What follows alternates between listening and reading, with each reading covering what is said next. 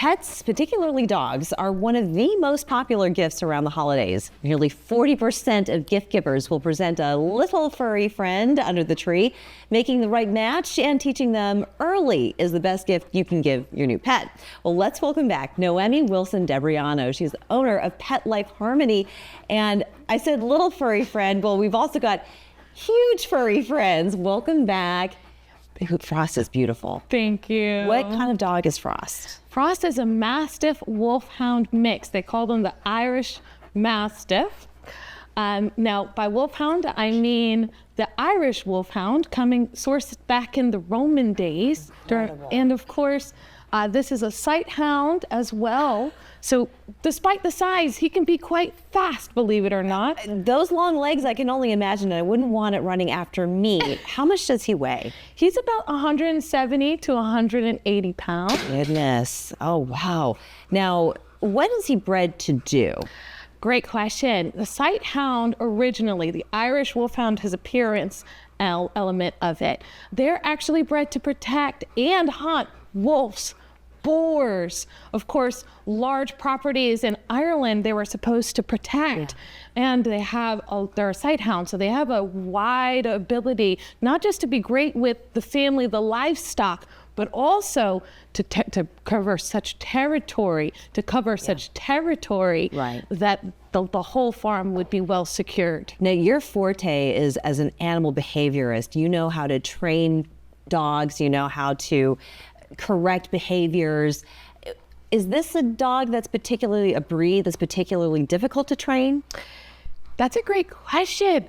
So the Irish Wolfhound by nature has a reticence to themselves.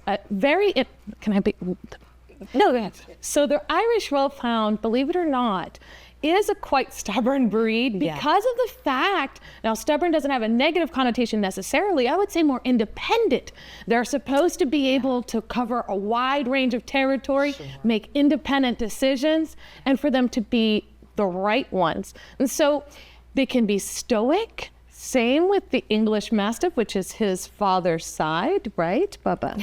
Such a sweetheart, which is why he's a bit wider. He looks like a double stuffed wolfhound, basically. Yeah. And in addition to that, they're naturally quite placid, very loyal. Yeah. And as you can see, he spends a lot of time looking up at me. I was going to say, and adoringly, I might add. Is there one breed that's more difficult to train than the other? And also, you train animals that are not necessarily puppies. You can train at all ages, is that right?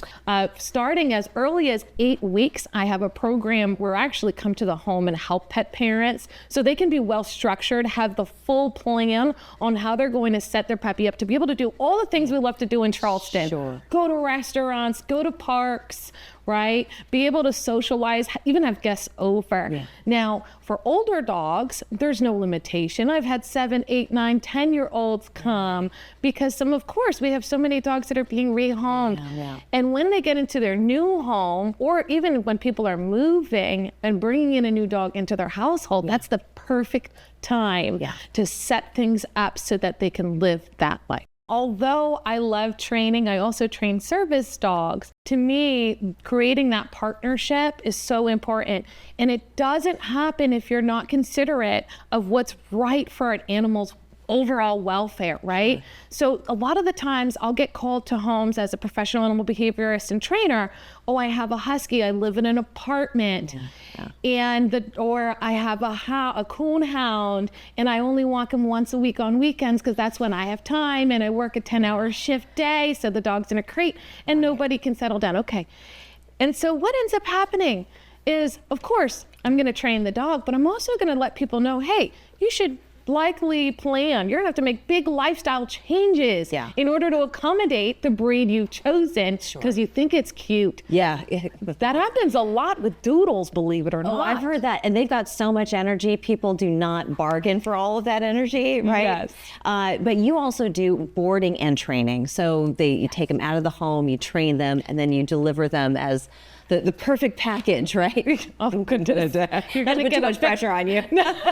Well, that's exactly what I do, right? Yeah. I have a very short amount of time. It's a 2 to 4 week process. Most dogs are able to complete. They pass a final where they go to restaurants, they go to pet stores, and they're able to showcase that they understand all of those cues that they've absorbed during the time in training with me, working with me from 7 a.m. to 11 p.m. throughout the day.